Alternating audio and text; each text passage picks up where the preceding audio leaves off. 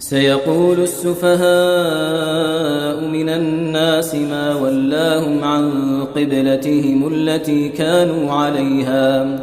قل لله المشرق والمغرب يهدي من يشاء إلى صراط مستقيم وكذلك جعلناكم أمة وسطا لتكونوا شهداء على الناس ويكون الرسول عليكم شهيدا وما جعلنا القبلة التي كنت عليها إلا لنعلم من يتبع الرسول ممن ينقلب على عقبيه وإن كانت لكبيرة إلا على الذين هدى الله وما كان الله ليضيع إيمانكم إن الله بالناس لرءوف رحيم قد نرى تقلب وجهك في السماء فلنولينك قبلة ترضاها فول وجهك شطر المسجد الحرام وحيث ما كنتم فولوا وجوهكم شطره وإن الذين أوتوا الكتاب ليعلمون أنه الحق من ربهم وما الله بغافل عما يعملون ولئن أتيت الذين أوتوا الكتاب بكل آية ما تبعوا قبلتك وما أنت بتابع قبلتهم وما بعضهم بتابع قبلة بعض ولئن اتبعت أهواءهم من بعد ما جاءك من العلم إنك إذا لمن الظالمين الذين آتيناهم الكتاب يعرفونه كما يعرفون أبناءهم وإن فريقا منهم ليكتمون الحق وهم يعلمون الحق من ربك فلا تكونن من الممترين ولكل وجهة هو موليها فاستبقوا الخيرات أينما تكونوا يأتي بكم الله جميعا إن الله على كل شيء قدير ومن حيث خرجت فول وجهك شطر المسجد الحرام وإنه للحق من ربك وما الله بغافل عما تعملون ومن حيث خرجت فول وجهك شطر المسجد الحرام وحيث ما كنتم فولوا وجوهكم شطره لئلا يكون للناس عليكم حجة إلا الذين ظلموا منهم فلا تخشوهم واخشوني ولأتم نعمتي عليكم ولعلكم تهتدون كما أرسلنا فيكم رسولا منكم يتلو عليكم آياتنا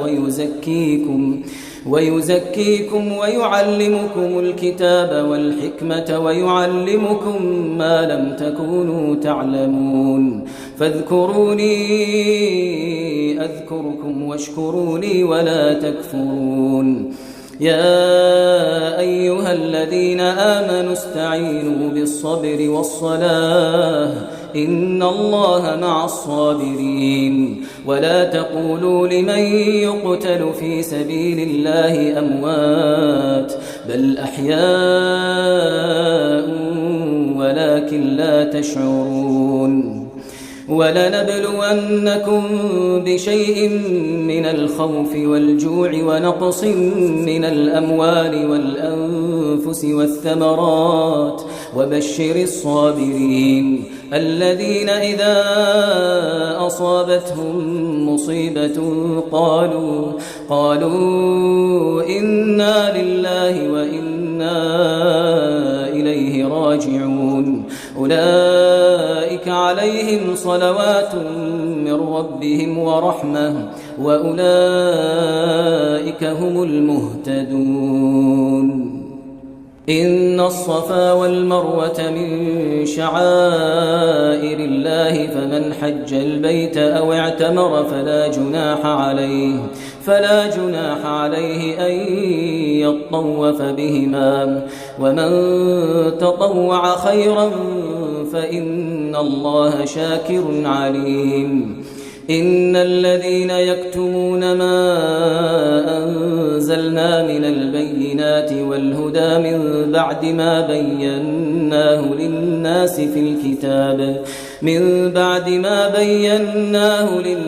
في الكتاب أولئك يلعنهم الله ويلعنهم اللاعنون إلا الذين تابوا وأصلحوا وبينوا فأولئك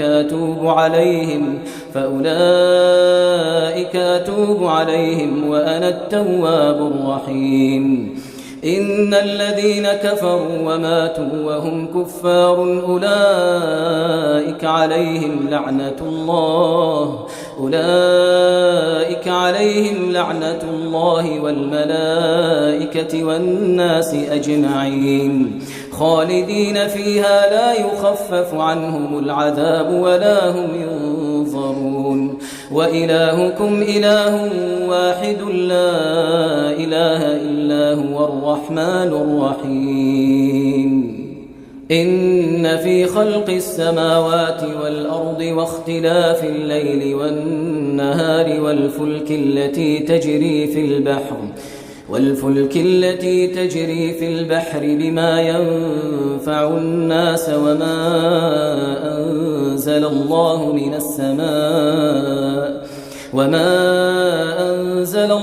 من السماء من ماء فأحيا به الأرض بعد موتها وبث فيها من كل دابة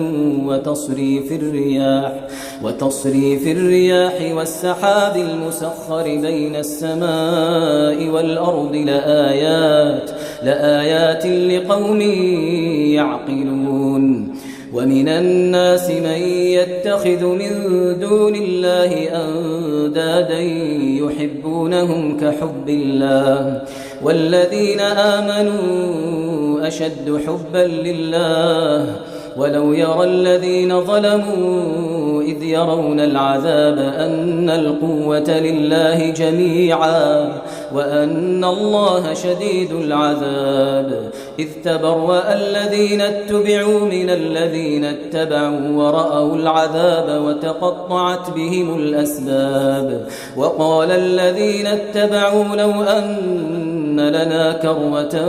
فنتبرأ منهم كما تبرأوا منا كذلك يريهم الله أعمالهم حسرات عليهم وما هم بخارجين من النار. يا أيها الناس كلوا مما في الأرض حلالا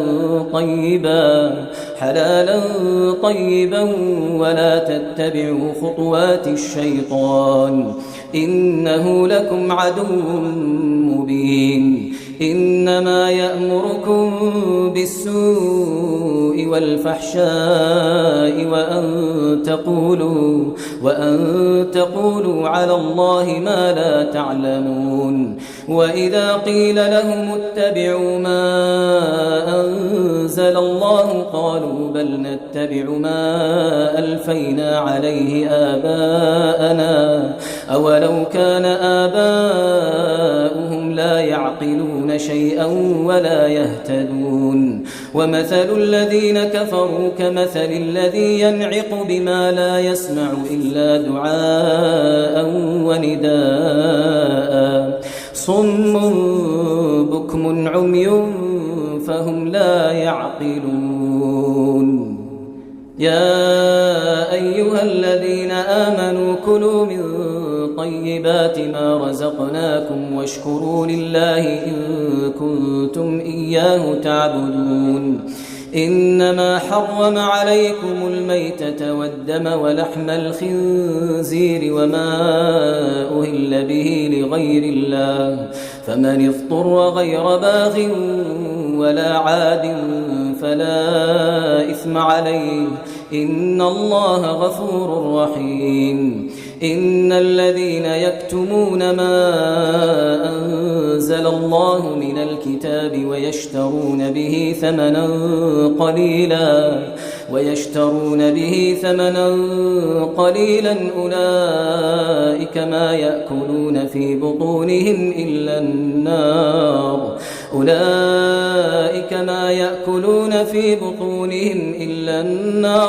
يكلمهم الله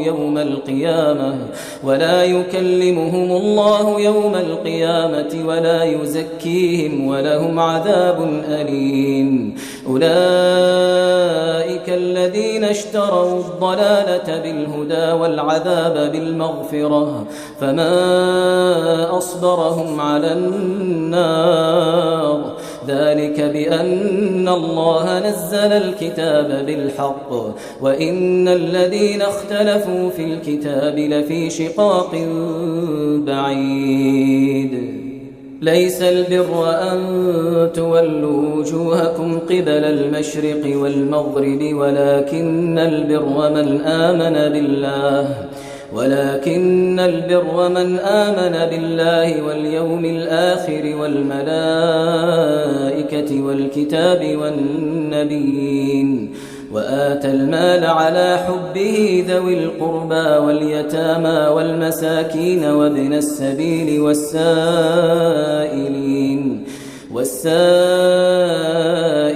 وفي الرقاب وأقام الصلاة وآتى الزكاة والموفون بعهدهم إذا عاهدوا والصابرين في البأساء والضراء وحين البأس أولئك الذين صدقوا وأولئك هم المتقون. يا أيها الذين آمنوا كتب عليكم القصاص في القتلى الحر بالحر والعبد بالعبد والأنثى بالأنثى فمن عفي له من أخيه شيء فاتباع بالمعروف وأداء إليه بإحسان ذلك تخفيف من ربكم ورحمة فمن اعتدى بعد ذلك فله عذاب أليم. ولكم في القصاص حياة يا أولي الألباب لعلكم تتقون. كتب عليكم إذا حضر أحدكم الموت إن ترك خيرا الوصية للوالدين والأقربين بالمعروف حقا على المتقين فمن بدله بعدما سمعه فإنما إثمه على الذين يبدلونه إن الله سميع عليم. فمن خاف من موص جنفا أو إثما فأصلح بينهم فلا إثم عليه إن الله غفور رحيم. يا أيها الذين آمنوا كتب عليكم الصيام كما كتب على الذين من قبلكم لعلكم تتقون أياما معدودات فمن كان منكم مريضا أو على سفر فعدة من أيام أخر وعلى الذين يطيقونه فدية طعام مسكين فمن تطوع خيرا فهو خير له وأن تصوموا خير لكم إن كنتم تعلمون. شهر رمضان الذي أنزل فيه القرآن هدى للناس وبينات من الهدى والفرقان فمن شهد منكم الشهر فليصمه ومن كان مريضا أو على سفر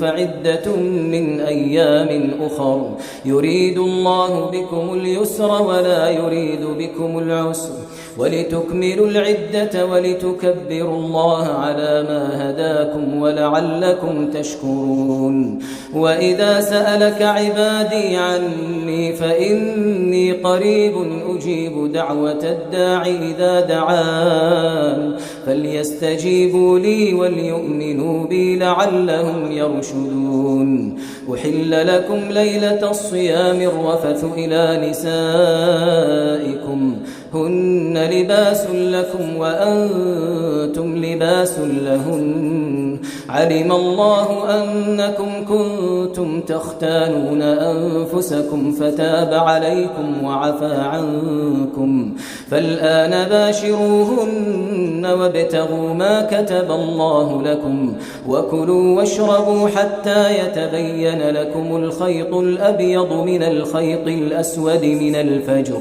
ثم أتموا الصيام إلى الليل ولا تباشروهن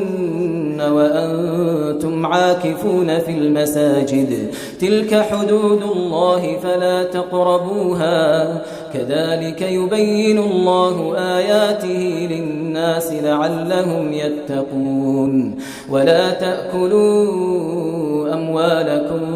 بينكم بالباطل وتدلوا بها إلى الحكام لتأكلوا فريقا من أموال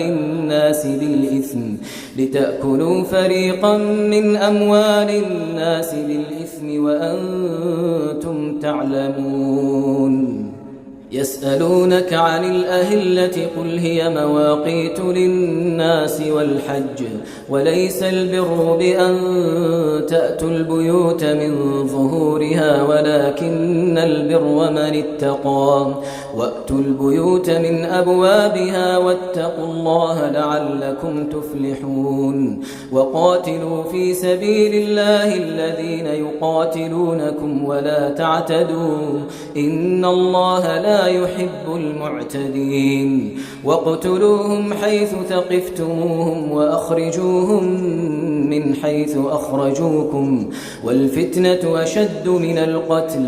ولا تقاتلوهم عند المسجد الحرام حتى يقاتلوكم فيه فإن قاتلوكم فاقتلوهم كذلك جزاء الكافرين. فإن انتهوا فإن الله غفور رحيم. وقاتلوهم حتى لا تكون فتنة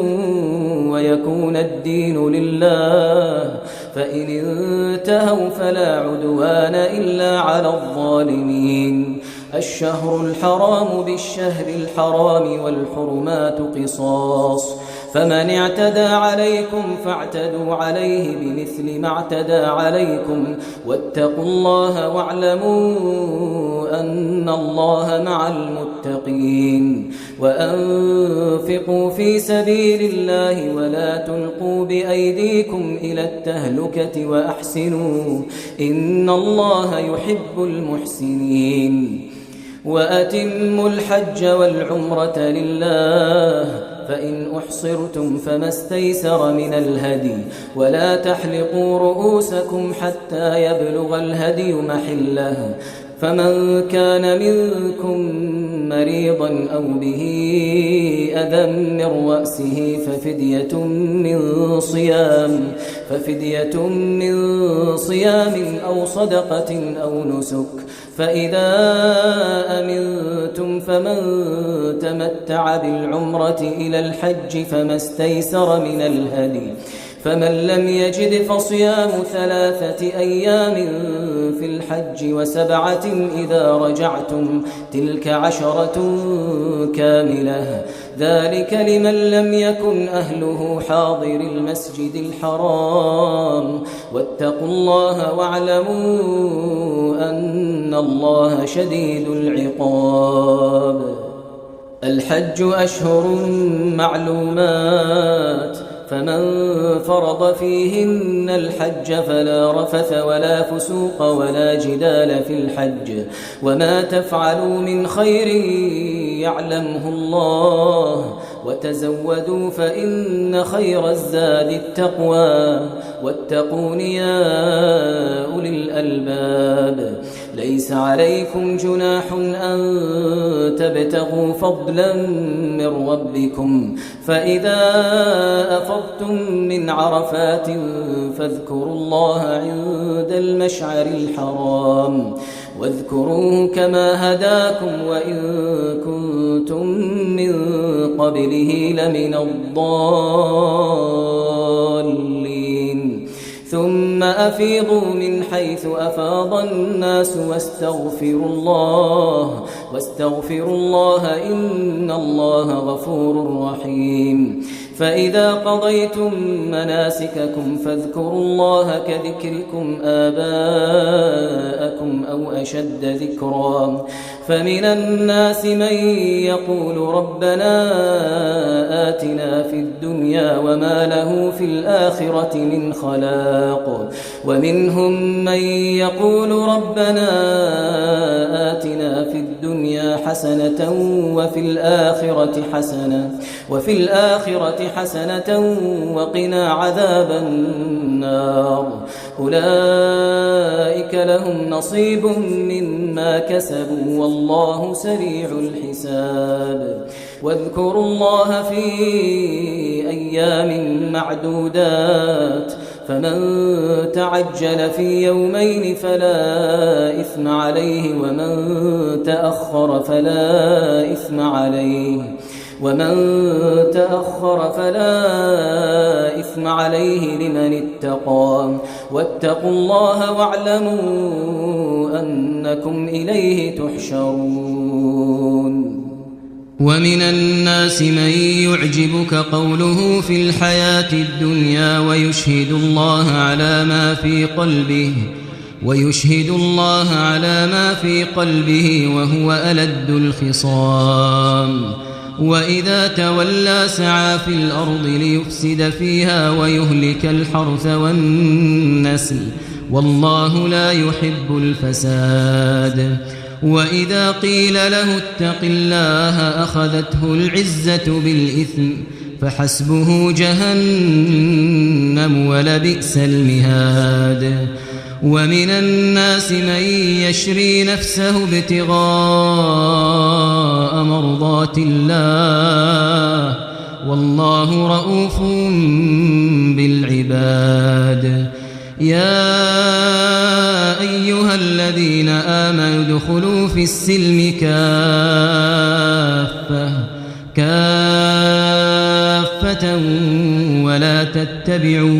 ولا تتبعوا خطوات الشيطان إنه لكم عدو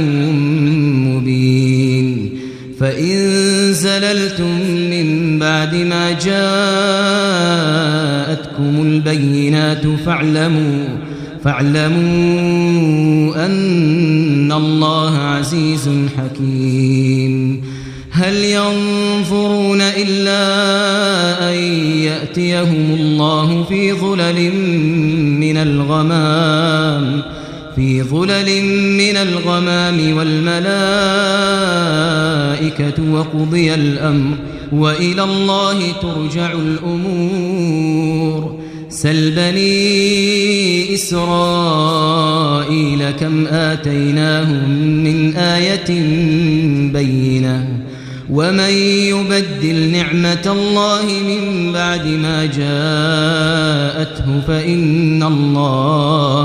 فإن الله شديد العقاب زين للذين كفروا الحياة الدنيا ويسخرون من الذين آمنوا والذين اتقوا فوقهم يوم القيامة والله يرزق من يشاء بغير حساب كان الناس أمة واحدة فبعث الله النبيين مبشرين ومنذرين وأنزل معهم الكتاب بالحق ليحكم بين الناس فيما اختلفوا فيه وما اختلف فيه إلا الذين أوتوه من بعد ما جاءتهم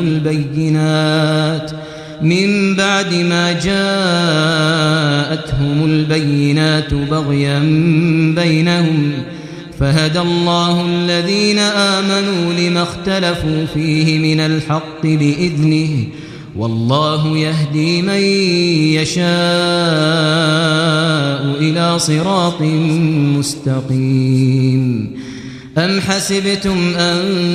تدخلوا الجنة ولما يأتكم مثل الذين خلوا من قبلكم مستهم البأساء والضراء وزلزلوا حتى يقول الرسول والذين آمنوا معه متى نصر الله ألا إن نصر الله قريب. يسألونك ماذا ينفقون قل ما أنفقتم من خير فللوالدين والأقربين واليتامى والمساكين وابن السبيل وما تفعلوا من خير فإن الله به عليم. كتب عليكم القتال وهو كره لكم وعسى أن تكرهوا شيئا وهو خير لكم وعسى أن تحبوا شيئا وهو شر لكم والله يعلم وأنتم لا تعلمون. يسألونك عن الشهر الحرام قتال فيه قل قتال فيه كبير وصد عن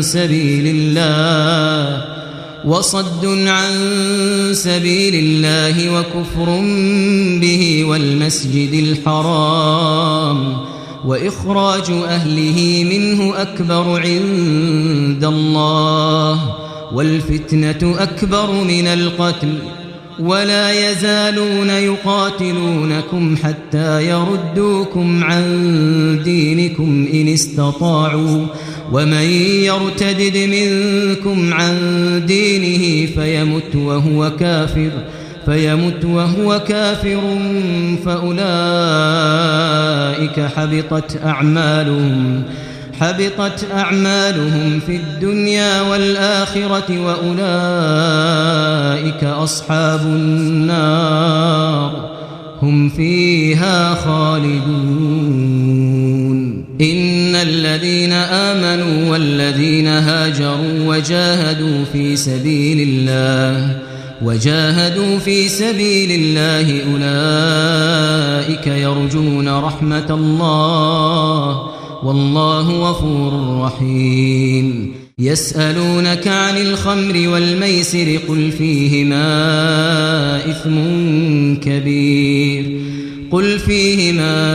إثم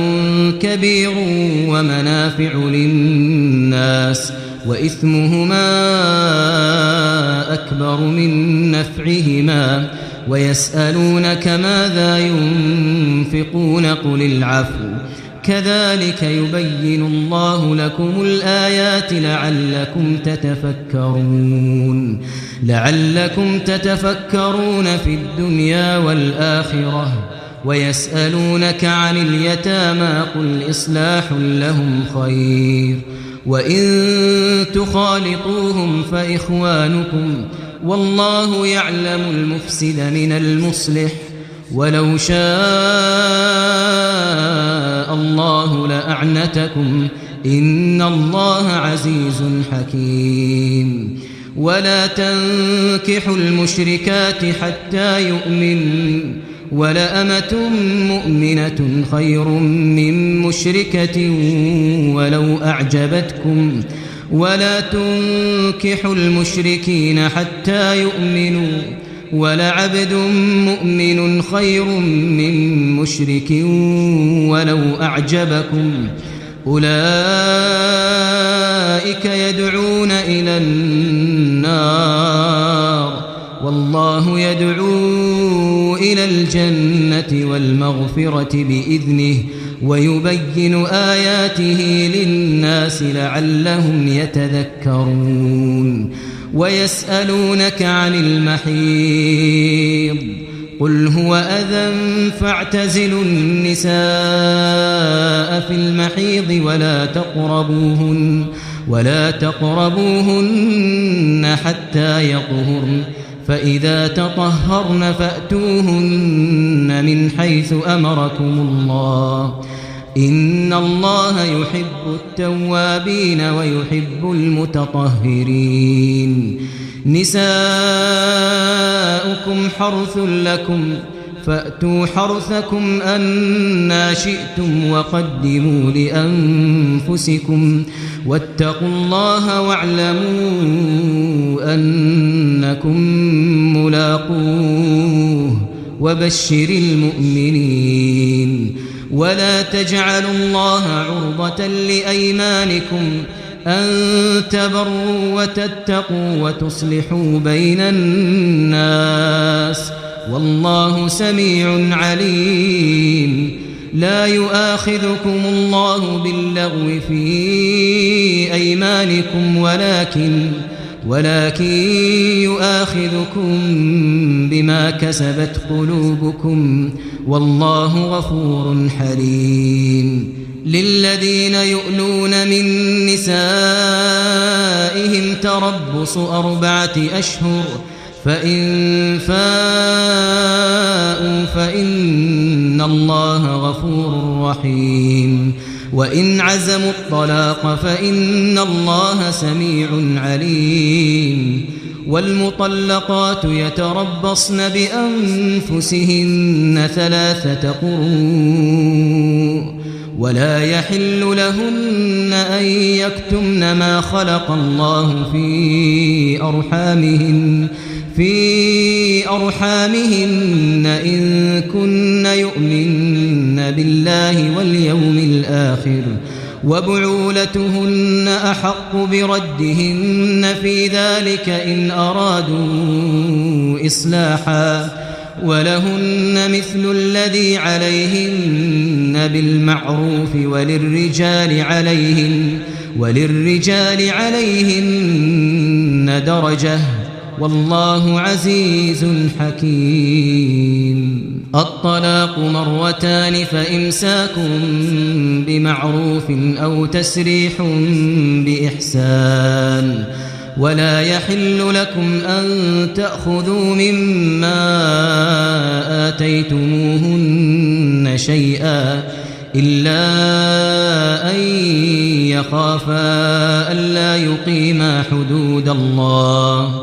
فإن خفتم ألا يقيما حدود الله فلا جناح عليهما فيما افتدت به تلك حدود الله فلا تعتدوها ومن يتعد حدود الله فأولئك هم الظالمون فإن طلقها فلا تحل له من بعد حتى تنكح زوجا غيره فإن طلقها فلا جناح عليهما أن يتراجعا إن ظنا أن يقيما حدود الله وتلك حدود الله يبينها لقوم يعلمون وإذا طلقتم النساء فبلغن أجلهن فأمسكوهن بمعروف أو سرحوهن بمعروف ولا تمسكوهن ضرارا لتعتدوا ومن يفعل ذلك فقد ظلم نفسه ولا تتخذوا آيات الله هزوا واذكروا نعمة الله عليكم وما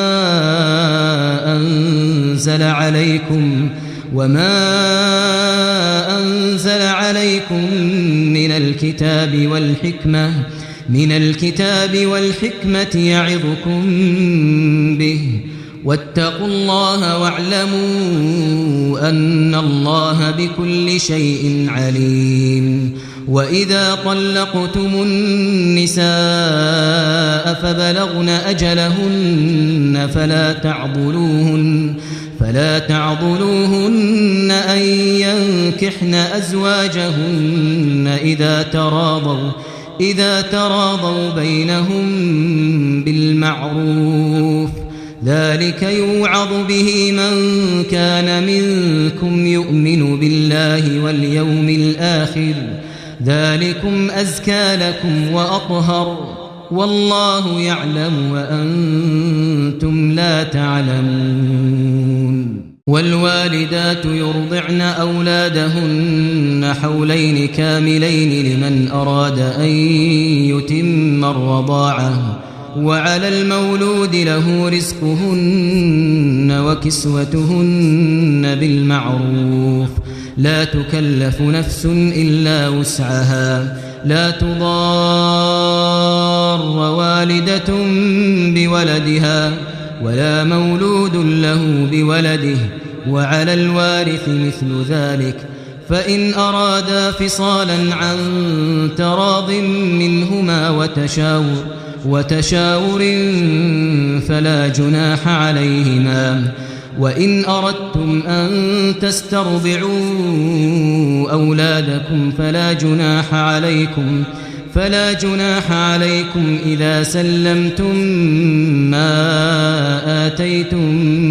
بالمعروف، واتقوا الله واعلموا أن الله بما تعملون بصير. والذين يتوفون منكم ويذرون أزواجا يتربصن بأنفسهن 4 أشهر وعشرا، فإذا بلغن أجلهن فلا جناح عليكم فيما فعلن في أنفسهن بالمعروف، والله بما تعملون خبير. ولا جناح عليكم فيما عرفتم به من خطبة النساء أو أكننتم في أنفسكم، علم الله أنكم ستذكرونهن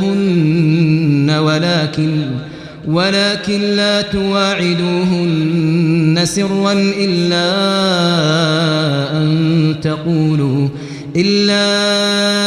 أن تقولوا قولا معروفا، ولا تعزموا عقدة النكاح حتى يبلغ الكتاب أجله، واعلموا أن الله يعلم ما في أنفسكم فاحذروه، واعلموا أن الله غفور حليم. لا جناح عليكم إن طلقتم النساء ما لم تمسوهن أو تفرضوا لهن فريضة، ومتعوهن على الموسع قدره وعلى المقتر قدره متاعا بالمعروف حقا على المحسنين. وإن طلقتموهن من قبل أن تمسوهن وقد فرضتم لهن فريضة فنصف ما فرضتم إلا أن يعفون أو يعفو الذي بيده عقدة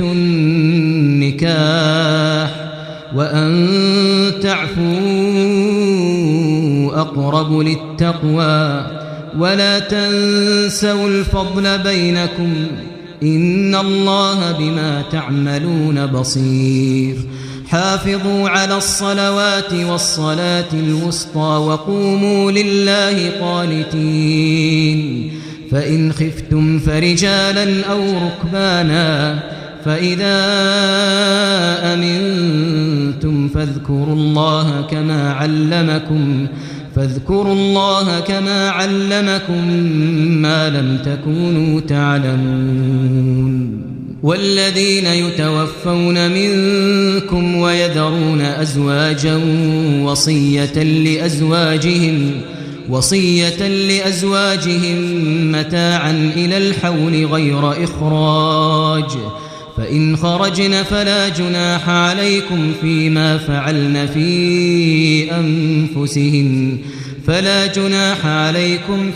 فعلن في أنفسهن من معروف والله عزيز حكيم وللمطلقات متاع بالمعروف حقا على المتقين كذلك يبين الله لكم آياته لعلكم تعقلون ألم تر إلى الذين خرجوا من ديارهم وهم ألوف حذر الموت فقال لهم الله موتوا ثم أحياهم إن الله لذو فضل على الناس ولكن أكثر الناس لا يشكرون وقاتلوا في سبيل الله واعلموا أن الله سميع عليم من ذا الذي يقرض الله قرضا حسنا فيضاعفه له أضعافا كثيرة والله يقبض ويبسط وإليه ترجعون ألم تر إلى الملأ من بني إسرائيل من بعد موسى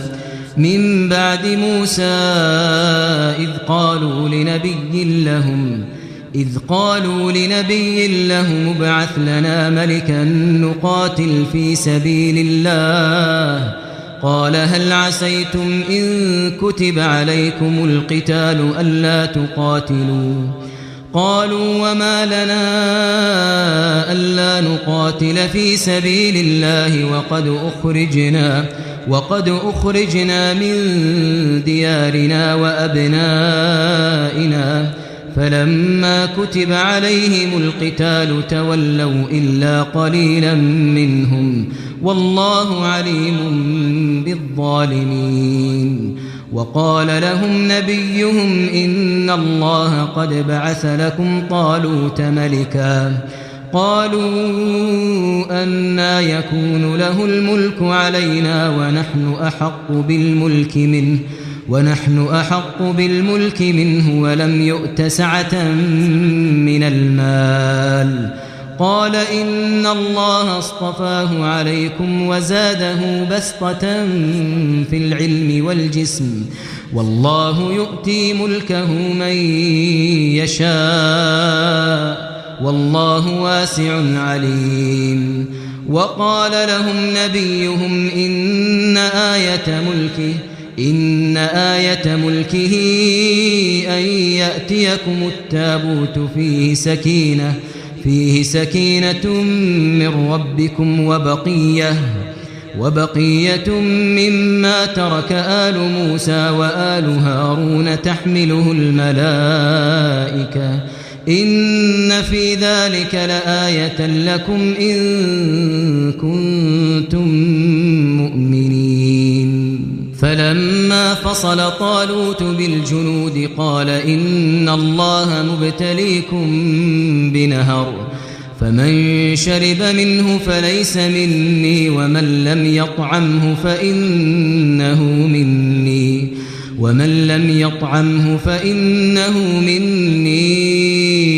إلا من اغترف غرفة بيده فشربوا منه إلا قليلا منهم فلما جاوزه هو والذين آمنوا معه قالوا لا طاقة لنا اليوم بجالوت وجنوده قال الذين يظنون أنهم ملاقو الله كم من فئة قليلة غلبت فئة كثيرة غلبت فئة كثيرة